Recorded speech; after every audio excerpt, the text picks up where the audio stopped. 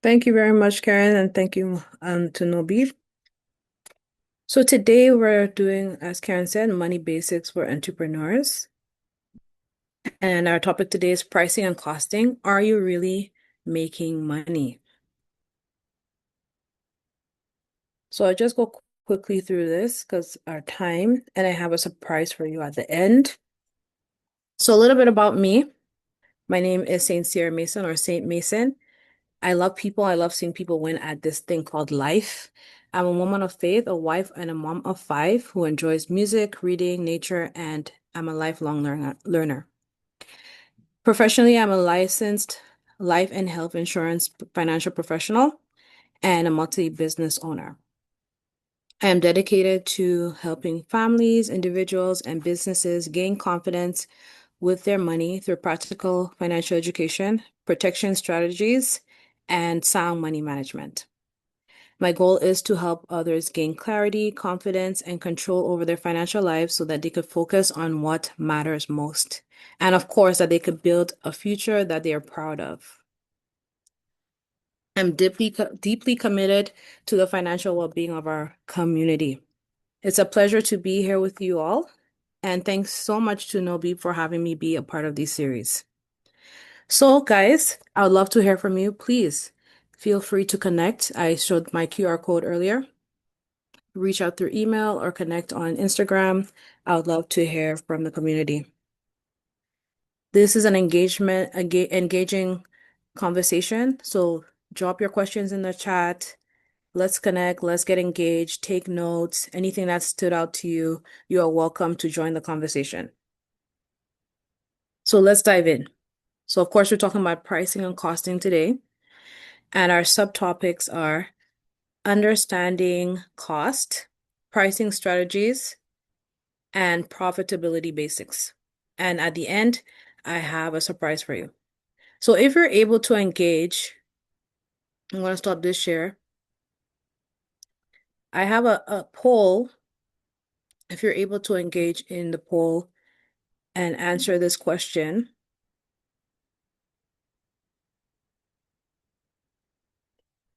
Oh, no, you can't engage in the poll but you could answer it in your mind or drop it in the chat. And the question is, do you know your profits from last month if you're a business owner without opening your banking app? So number one is yes. Number two is I have a rough idea. Number three, not really. And number four, what is the difference between profit and cash? So do you know this number? You could drop your answer in the chat or just keep a note of that in your mind as we go through this slide.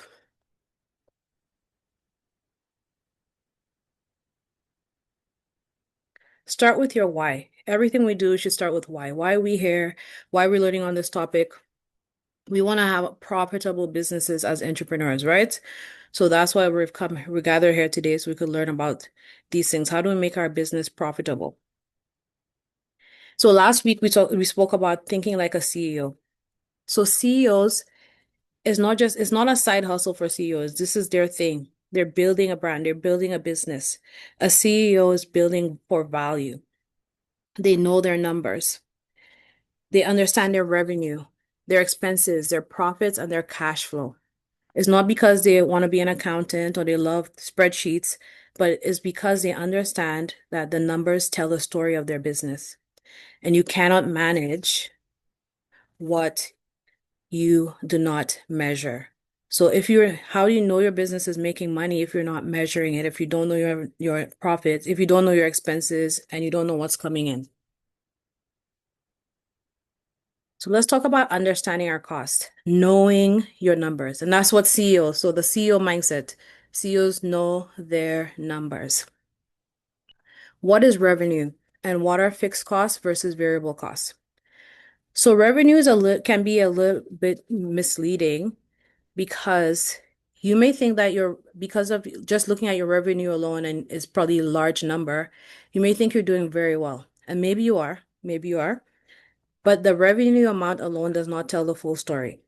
Revenue is the total amount of money you're made in your business before deductions.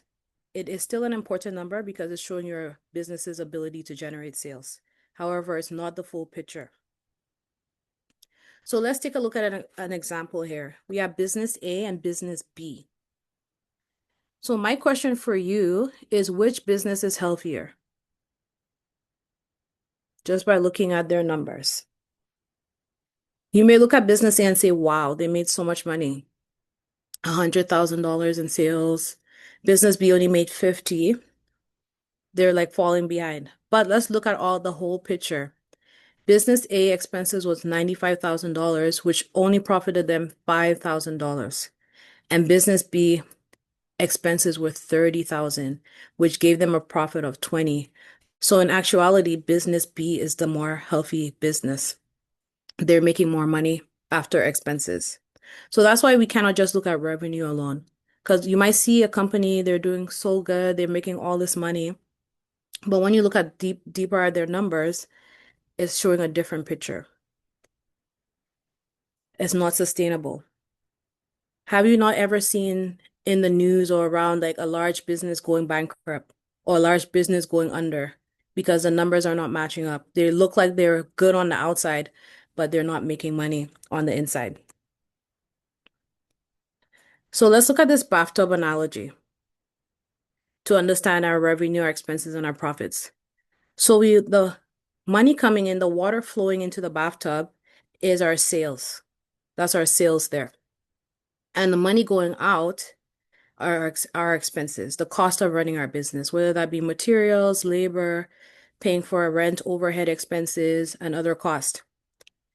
And the profit is the water that's left over in the tub. So the goal is to get that faucet that's draining higher and higher to the top of the tub so that we keep more water into our business tub, so to speak. You can have lots of water coming in, but if the drain is wide, the tub never fills. So if the drain is too low to the floor as well, then you're leaking a lot of money and you're not making enough profit. So I hope that visual really captured revenue versus expenses and profits. And we'll go deeper into that a little bit later. Let's talk about cost, fixed costs and variable costs. So here's an easy way to think about it.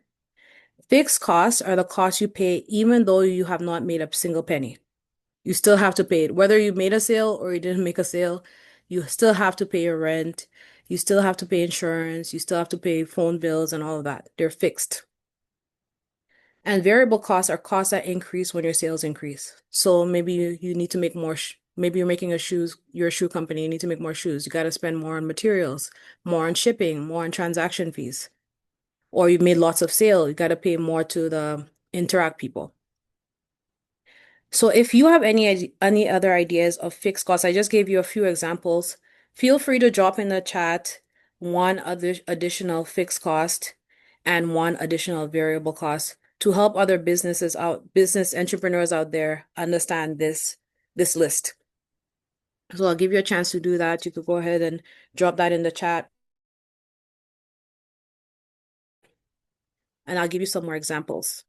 So another example of fixed cost would be salaries. Maybe you have a couple of people working for you and you pay them a set amount. Another example of a variable cost would be delivery. Maybe you have a certain amount of deliveries this week, next week it's dropped, so that goes up and down, it's not fixed. So ask yourself, if I don't sell a single item, for example, in this one, I'll say a shirt. If I don't sell a single shirt this month, which cost am I still paying? If I don't sell a single shirt this month, which cost am I still paying? And the answer is fixed. If I sell 100 t-shirts instead of 10, which cost increases? Fixed or variable? And the answer is variable, because now I have to spend more on transaction fees, maybe, for everybody buying more t-shirts. Maybe I need more hours for an employee to help me sell those t-shirts. So now that price has gone up. So let's talk about pricing strategies. So in this subject, we're going to talk about costing versus pricing mistakes, and how to price. So costing versus pricing. So they sound similar, but they're not the same. So costing is what it costs you to produce the product or the service. And pricing, on the other hand, is what you will charge the customer.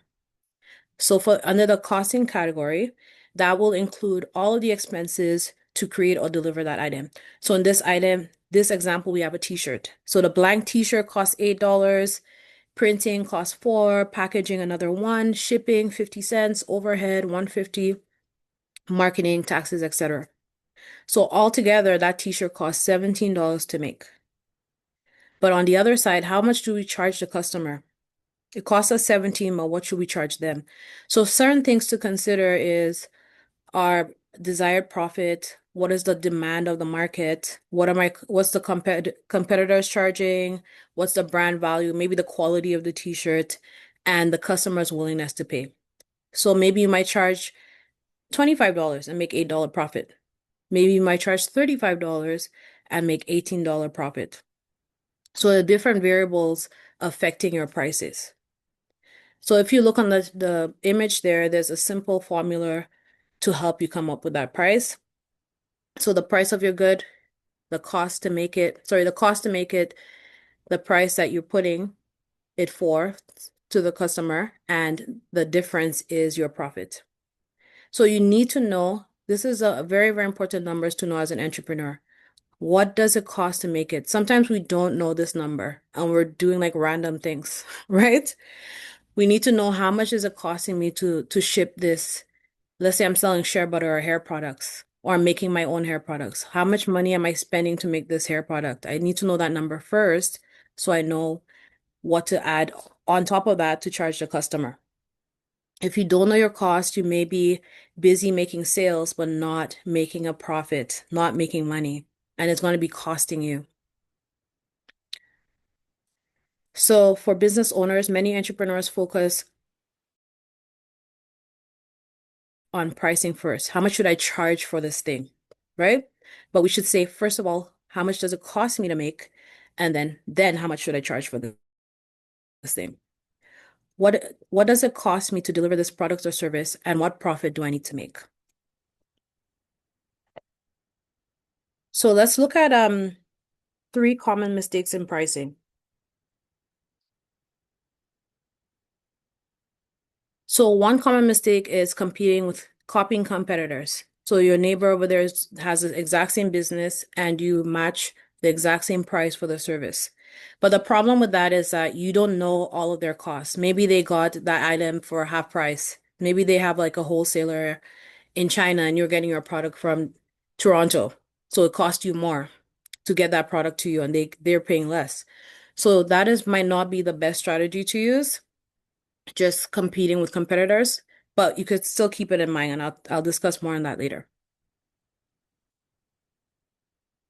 So the best thing to do in this case is to know your numbers first. The second thing is pricing too low. This is a problem because more sales can mean more work, but less profit. The better thing to do is to price for profit, not for popularity.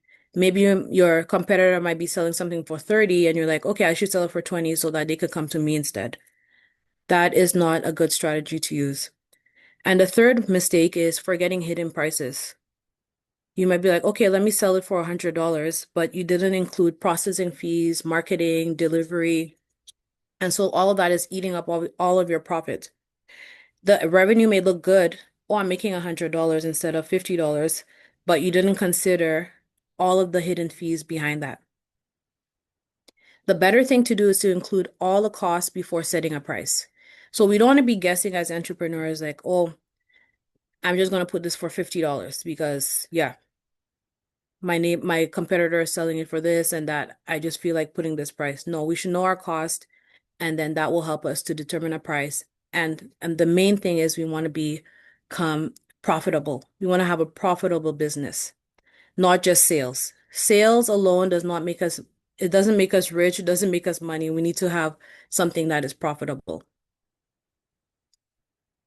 So continuing on with how to price, 3 things to consider. We could do one of these methods or all of these to combine. So I'll conclude that at the end there. So number 1 is cost-based pricing. So the question you want to ask yourself is, what does it cost me to deliver this product or the service? So cost plus desired profit equals the price. So in this example here, I'm going to use a cleaning business. So the cleaning supplies was 10, travel and labor, and then they added a 50% profit. So in all, the total was $60. You could also do market-based pricing, which is what are my competitors charging? And let me do like an average cost. So maybe cleaner A is charging 110, cleaner B is 125, and cleaner C 120, the average is 120, so I'll charge 120. And then the last one is value-based pricing. What is the service worth to the customer? So the customer isn't willing to the customer doesn't want to clean, they want your time. They're buying your time. They want to be stress-free. They want their home clean after a long week so that they could spend time with their family. So your service to them means $1 million. So they're willing to pay you $150 to clean for them instead of 120. So what is the value? You could charge based on value to that customer. So the three methods, cost-based. So cost-based tells you the minimum that you could charge. Market-based tells you the average, and value tells you the opportunity. Perhaps your business is one of a kind. It's so valuable. People will pay anything, like 5 times the amount to have you, maybe you to come and speak at their show or to tell them how to run their business. You could charge any amount based that you think you're bringing value to that customer. You could charge any amount based on that. So those are the three things to look at when you're thinking of your prices. But as an entrepreneur, you want to think of all three of them together. How do you balance all three of them? Cost, the problem is you might be undercharging. So you see $60 to clean, you might be undercharging there. The market once tells you what customers are ready to pay. What's the problem here? You might end up competing on price, but not on value. So maybe you might be $20 less than your competitor, but the value, this customer appreciates you coming in, freeing up their time. They're willing to pay more, but you didn't charge more. So you're losing there.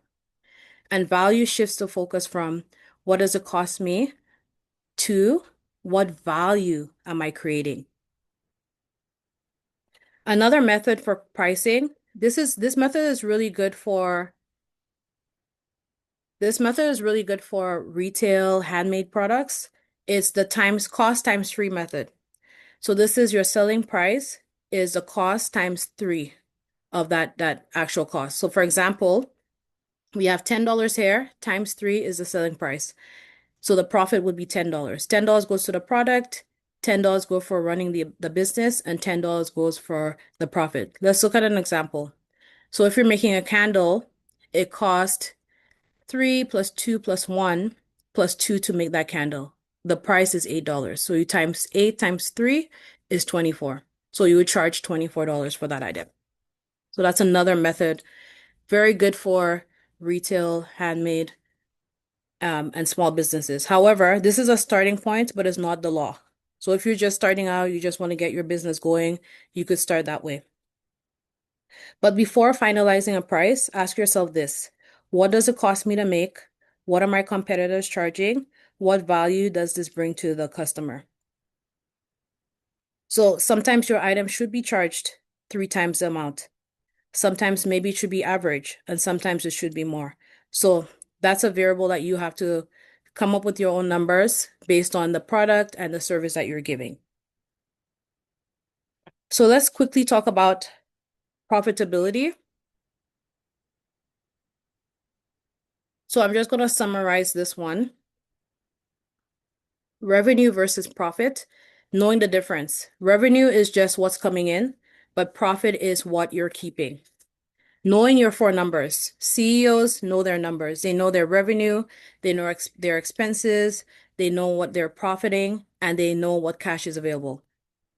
And having a profit formula, which I will show you in a second. So a profitable business is better than a popular business. We're here to make money. That's why we started our business. Of course, it's a passion, but we also want to make money from it. And this is the formula to follow.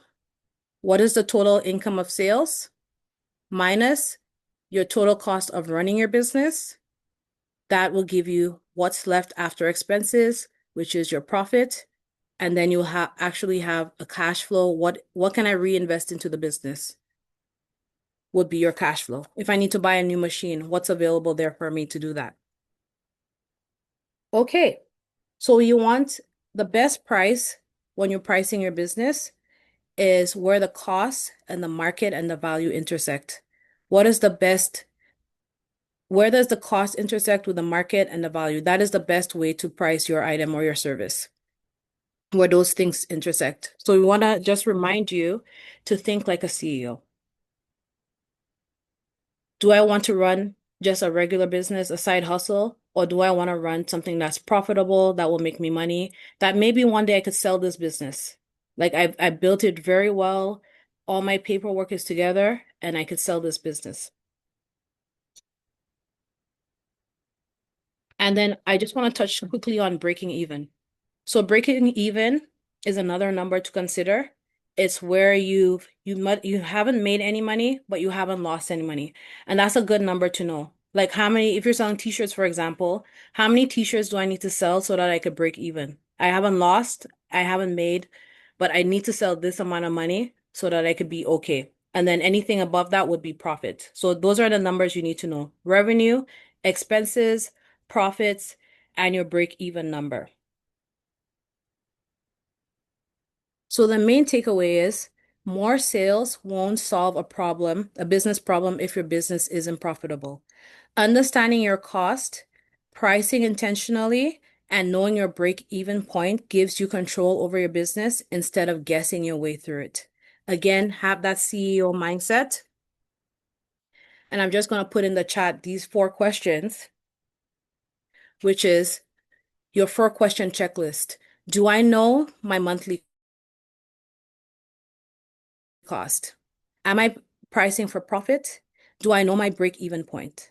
How much cash do I have available? These are the numbers you, as a CEO of your business, of your enterprise, should know at any given moment.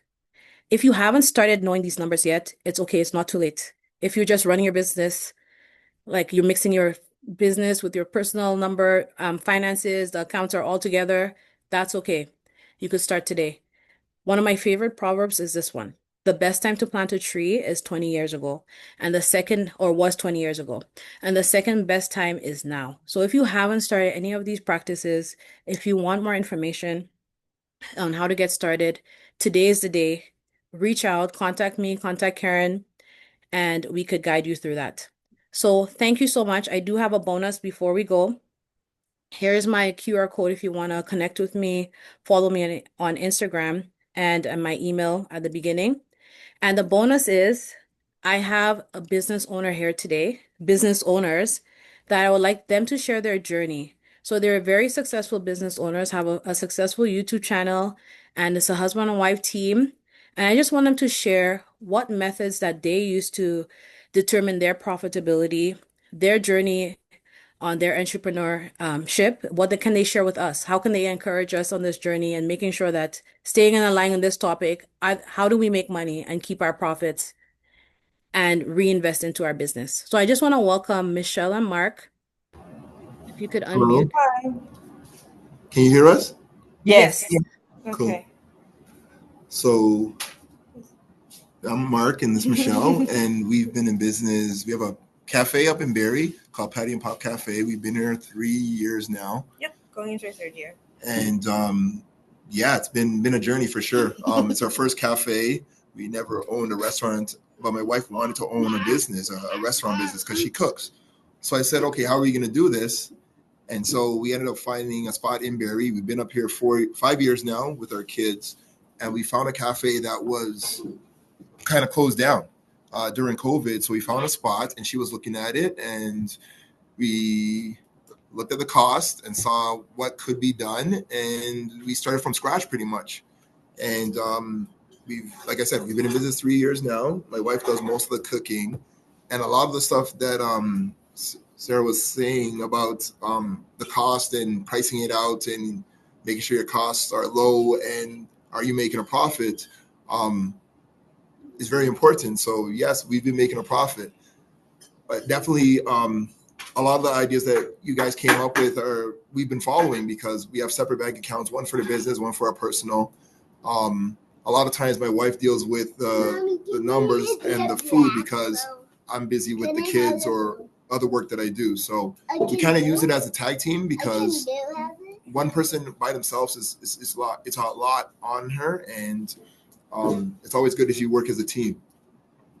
Yep, that's right. So Wow. yeah, we've had the shop for quite a while now. In terms of pricing, I found that I have to price for profit. A lot of the times we look at our community, especially the Jamaican patty has been undervalued. And so when we look at that, other people are willing to pay what the price is, and most people don't argue about it, but you have to be firm on that because you're not in business to win friends, you're in business to make money. And you're also in business to create a system that can possibly work without you. Like that's pretty much what we've been doing. So like the first year, we really didn't make that much money, but we weren't like in the red. We still were like maybe close to breaking even, which is amazing for the first year in a restaurant business. Our margins are pretty good. Like we're looking at like between 45-50%, which is decent for the restaurant. Like other things have more um I guess they use more capital, they use more expenses. And then the other like digital stuff is completely 90%. There's nothing really there except for your own intellect and like the YouTube channel. It's a very different animal than having to be here with a physical business. And they're both good. Like our YouTube channel, that's actually where Patty and Pop came from. I wrote it in the cartoon, and then we used the Patty and Pop from the cartoon to bring it into real life. And so we're using the YouTube channel, which is a It's long breaking term up. play. Oh, sorry. The YouTube channel, we're using it as a long term play to build Yeah, brand you for guys our are family. breaking up. I don't know. We're breaking up. No, it's good. Is it? Okay. No, it's good. It's good. Thank you so much, Can you see guys. us now? Yeah, we could see you, but it was just No. breaking I up. don't. So, but I like what you shared. Thank Oh, you so much for sharing from your perspective. You said the YouTube channel is like 90% profits, right? And then versus the restaurant is like 40-45. And you broke even in the first year. That's amazing as a yeah. restaurant business. And I like what you said, you're in business to make profits and to build a system and not to make friends, so you price accordingly. I just want to say thank you so much for coming and sharing your experience. Thank you. Appreciate what you shared with us today. And oh, you guys should have dropped your YouTube channel in the Yeah. chat box. Oh, Yes. They have over Yeah. 100 subscribers and they're doing fantastic. So I just want to say thank you to everyone for joining today and those listening on the recording. I hope we brought a lot of value to you. And if you have any questions, please reach out to NOBEEP or myself. And I'm going to pass it back over to Karen. Okay. Thank you so much, Sarah. Thanks for this presentation, and thanks to Mark Johnson too for sharing the experience. And we don't have enough time. Sorry about that. If you have follow-up questions, you can send them to me or you can share them with Sandy. Yep. And thank you again for coming. We will. I hope we'll see you again next week for the DIY bookkeeping for entrepreneur, tracking incomes, expenses, and receipts. Thank you for participating to this webinar, and I wish you a good afternoon. Thank you. Thank you for the Thank you. gems. Thank you. Bye.